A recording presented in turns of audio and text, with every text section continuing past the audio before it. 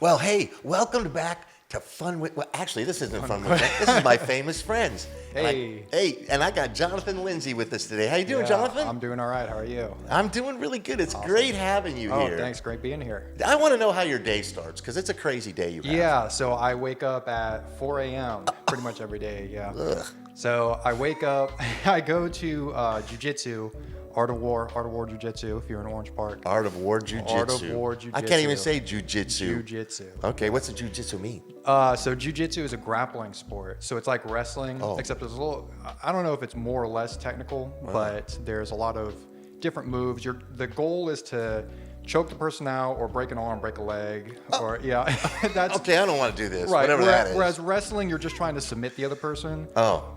With jiu-jitsu, you're trying to like immobilize a limb. And how? Yeah. How long?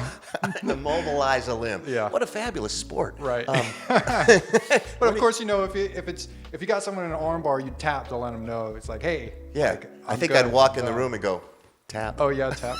I don't want no part of this. Right. But yeah, a lot of people are asking. They're like, why? How do you wake up? Like you must. I had one person saying, I can't do that because I don't have as much willpower as you do. No. And I'm telling people, I say I must be Superman or something. Right. Like I must be like the Ubermensch, but I'm not. I'm just some regular dude. And that's why I try telling people it's you just gotta build that consistency. Yeah. Do you do it every day? I do it pretty much every day. There's a couple times where I miss it, mainly because I'm staying up editing. So I'll pull some all-nighters sometimes. Which That's pretty cool. That's really your kind of main gig, the editing thing, right? Yeah. I got to tell you something. You are very professional. Oh, thank you so much. Those TikTok things we do, and I have so much fun with those. And I don't do nothing, but when you when you put them out there, man, and people are liking those little things. And I think we're up to like leadership tip, I don't know, 28, 29, but yeah, we're almost to 30. yeah. So your work is phenomenal. Oh, thank you so really proud to have met you. It's really crazy how you meet people, right? And what everybody can do for each other. So absolutely. What is your gig like with all that kind of stuff? Yeah, so I mean, video is so important for I know. with businesses or like personal brands like yours. Right. Everyone's on social media, Yep. Instagram, Facebook, Yep. TikTok, stuff like Yep. that. So if you're paying for a newspaper ad, it's not going to get seen by a lot of people. Yeah. And of course, the more attention you can gather, Right. the more business you can bring in. Right. Because ultimately, any business is just to help other people with a certain aspect. Yeah. And when people are starting or they want to do video, they see other people doing video. I know. They see people setting up their iPhone or I whatever know. and doing it. But I ask people, do you have 600 extra hours to learn editing software? I know a guy that doesn't. Right. You're busy with your business. You're busy with your personal life. I don't have a business. Oh, well, This thing. Right.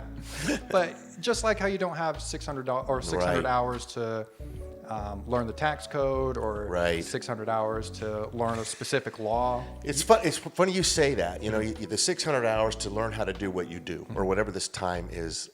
And I used to think, maybe I could do it. I downloaded the whatever it is, GoPro, well, not GoPro, whatever this software is, and it said, okay, double click. I'm like, what? So Double what? I was already out of the loop. Right. So I think there's very few people that can do what you do as well as you do it and as quick as you do it. And I'm definitely not paying you what you're worth, but someday maybe I can make that up to you. But you're really good. Oh, thank you so much. much. What do you do that? Okay, so the jiu-jitsu thing. Right. You live on a sailboat. I do live on a sailboat. That is so cool. Yeah, a 42-foot Whitby. It's It's big. I forget the word. Yeah, it's got 2 masts. Yeah. It's got a main and a mizzen. I've been on the sailboat, by the way. Yeah. Yeah. I mean, it's cozy for one person. Yeah. It's actually, that boat was actually what my dad and stepmom lived on before they had the current boat, which is an Irwin 43. So they were really looking for that centerline queen. Oh, that's the bed? Yeah, which Okay. the Whitby didn't have. The Whitby is kind of like in the aft cabin. Yeah. It's just from this point on, it's the I know. bed. So Well, one of your bedrooms is just for like musical instruments. Oh yeah, yeah. The V berth is just all of my storage. Oh my gosh! And I like where you edit that little cubby. Oh yeah, where you sit down the there nav and edit. station. Yeah. I just got all that set up right there. Hey, you did a really good job the other night, Toastmasters too. Oh, thank you. No, I'm not kidding. I mean, that was You were the Toastmaster. Right, the contest master. Contest master. Yeah. I was glad they gave me a script. Oh, I I was just know. like, oh, what do I do? Yeah, but that was a good time. Yeah, it was very good. It was good because I'm an area director of. Oh, that's right. what's it, Let me set up straight. F61. Oh, yeah. Sorry. Area director. I have to coordinate my area's contests. So everyone's got their contest for their club. Right. Then we go up to area contest. Yeah. So that's going to be in February. No, remember January. Well, January is going to be Me. Is going to be the one that we're in for North Jacks. Okay. Because you guys are A. Okay. And then I have F. There's a ton of Toastmaster things. There is, yeah. And it's a huge world, and I love it. Don't you love it? Yeah, it's international. Man, you have freaking. I mean, you've really grabbed onto this thing and done well. Oh, yeah. I mean, I'm just sitting around doing speeches. You're an area director. Oh, yeah. Freaking man in charge. Well, Nick Patterson, he texted me. He was like, "Hey, do you want to be an area director?" And I was like, "Why the heck not? Sure, I'll do it." Heck you yeah. know. But I try to take on as much responsibility as I could possibly handle. Well, because that's where you find meaning. You know, where you take on, where you're responsible for other people. Obviously, you don't want to let them down. Don't let me down. Yeah. So, I mean, I'm area director for Toastmasters. I'm the operations manager for the St. Augustine Music Festival. Right. You know, I've got my own business. I just joined BNI, which is great, which is the business networking club, which is great. So you're out there. You're doing it. I'm trying to. Yeah. Oh, I think it's great. What was I going to? Oh, the Toaster Coaster. Are you riding the Toaster I am Coaster? riding the Toaster Coaster. I need to get a little bit better about doing my speeches because the last one I did was the anniversary. The 100-year anniversary. Oh yeah. Well, now that I'm in this contest, now I got to work on that speech. Right. It has to be almost like a TED Talk now. Right. Because it's very important that it's word for word. Because I winged it the other night. Not totally winged it, but you wouldn't know. But people that know. Right. And I had a couple of panicky moments up there. Really? Yeah, but I know you had one double where you stopped and then had to restart. I know. I was thinking about my next line, and you can't do it. You can't do that. So it has to be really quick. But it's one thing to do. Like, I'll give you an example. I gave the speech in front of my church, and I had my papers. I was using my papers, so I'm reading it and trying to pretend not to read it. But I got them to laugh and I got them to cry, and that's what I like to do with every speech. Right. And then, I went and did it in front of Toastmasters. Well, the church.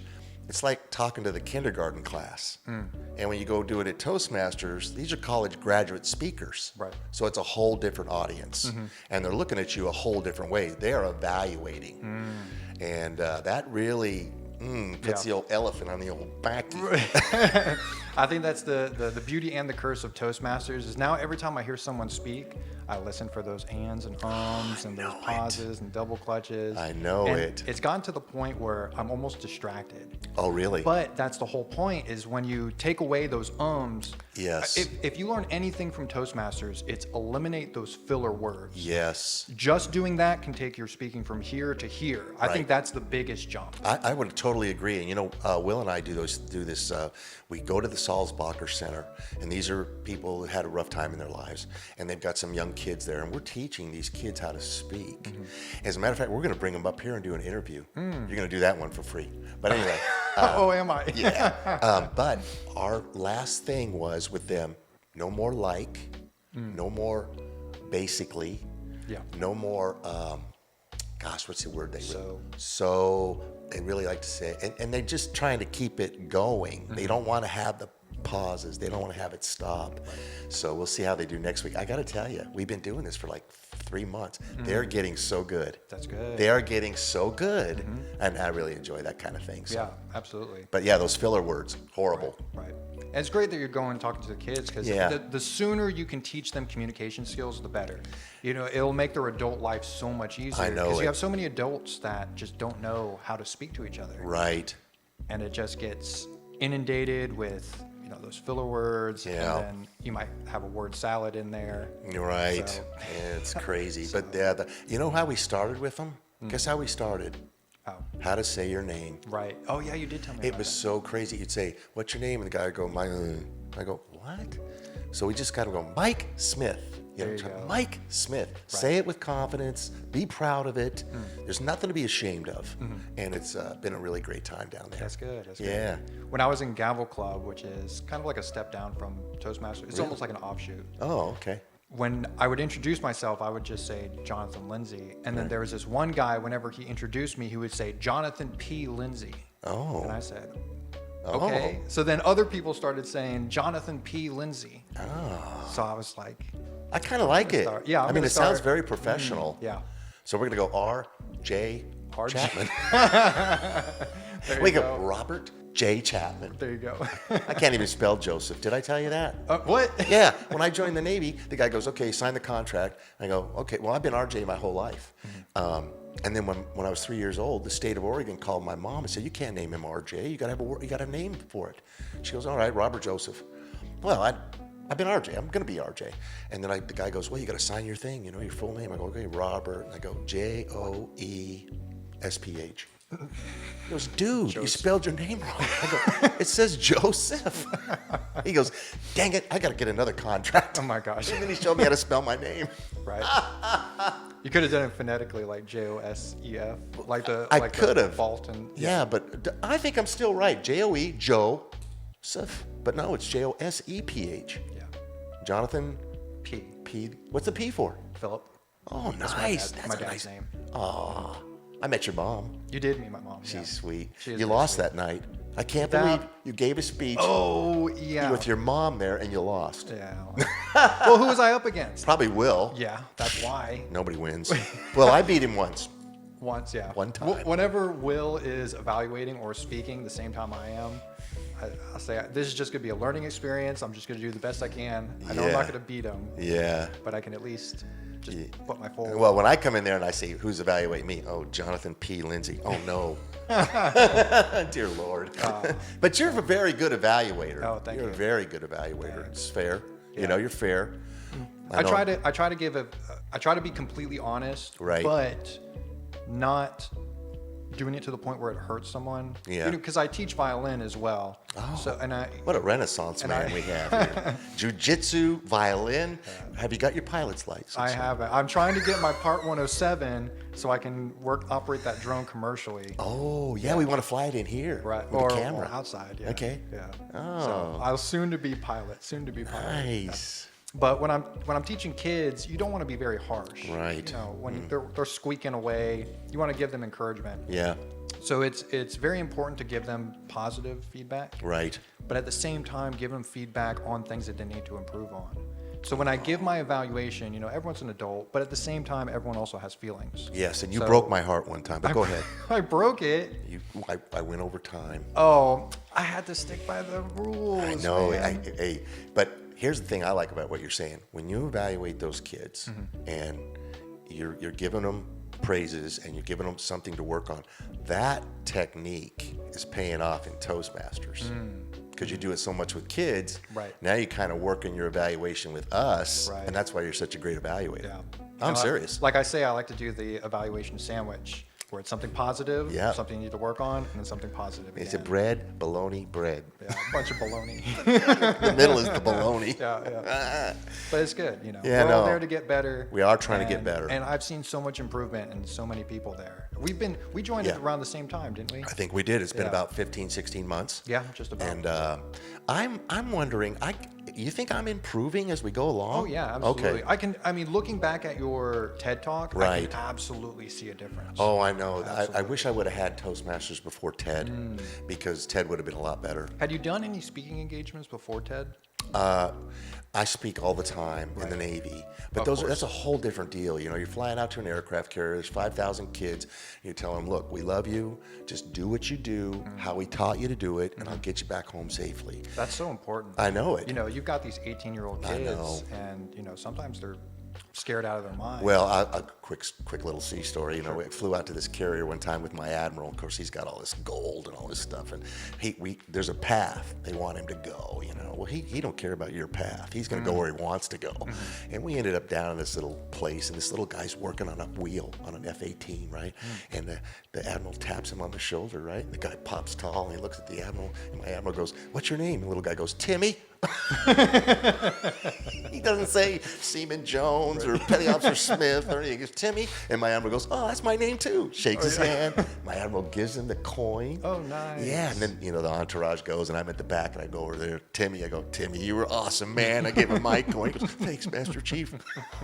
But that's what you're saying, a little something from somebody. Right, exactly. A little positive encouragement, because it's hard enough these days.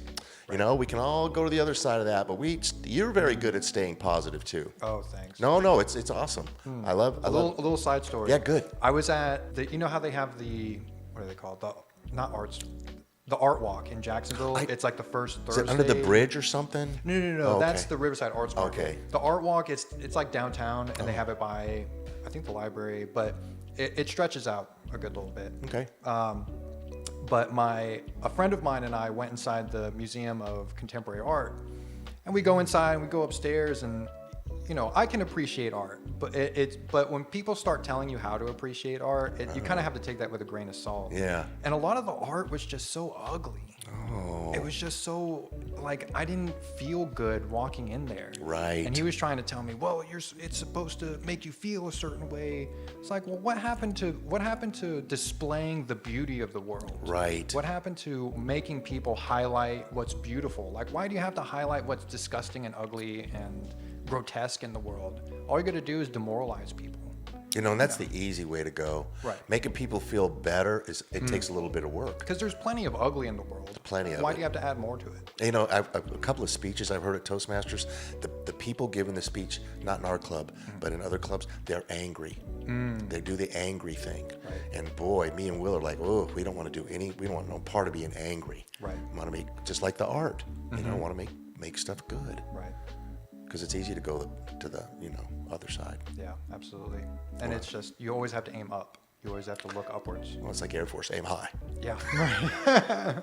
Because just like the abyss is a bottomless pit. You can just keep going down and down and down. There's always something that some stupid person can do to make life worse. That's very true. But the alternative is true. There's an infinite high as well. And there's always something that you can do to make life better and make other people's lives better. And it's limitless. It is. You can go up there as high as you want. Yeah. And that's what I like about the stuff we do. The people we work with, they're great. It's a lot of fun. There's no reason to not have a lot of fun in every aspect of your life right now. Absolutely. Especially me. I'm at that age where, hey, if I don't like doing it, I ain't doing it. Right. If I do like doing it, I'll do it twice as much. Right. But I think everybody needs to get to that point. And you're kind of, I like what you do. You got a lot of different irons in the fire. They're all fun for you. They're interesting, and you learn as you go along. And I think that's the key. That's the key to life, success, and just getting around and being comfortable with yourself. Right. Yeah. Yep. You're very comfortable with yourself, Jonathan. Thank you. Jonathan P. Lindsay. Yes, sir. Well, thank you for coming on the show today. Yeah, absolutely. You did a great Thanks job. for having me. I can't wait to see what it looks like. Yeah, me too.